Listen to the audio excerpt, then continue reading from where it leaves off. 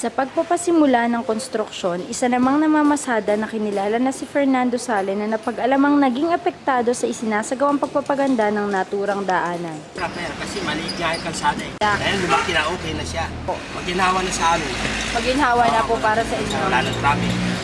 Layunin ng proyekto na maiwasan ang mga pagbaha at makapagbigay kaligtasan din naman sa mga taong patuloy na dumaraan sa nasabing daanan. Sa kasalukuyang pagsasagawa ng proyekto, ano nga ba ang maidudulot nito sa mga taong madalas na dumadaan dito?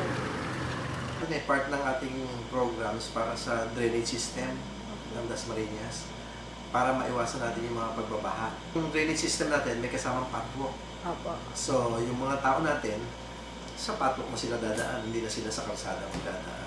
Sa patuloy na pagsasagawa ng daanan, inaasahan ng lahat na magiging malaking bagay ang proyektong ito upang magbigay kaligtasan at kaayusan para sa mga taong patuloy na tumatahak sa nasabing daanan.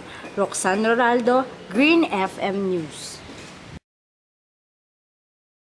Ito ay part ng ating programs para sa drainage system ng Dasmariñas para maiwasan natin yung mga pagbabaha.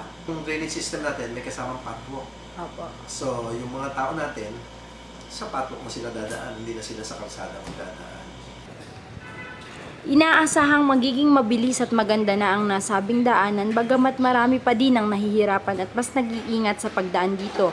Ayon sa engineer, mas masisigurado na ang kapakanan ng dumaraan dito ngayong ginagawa na ito.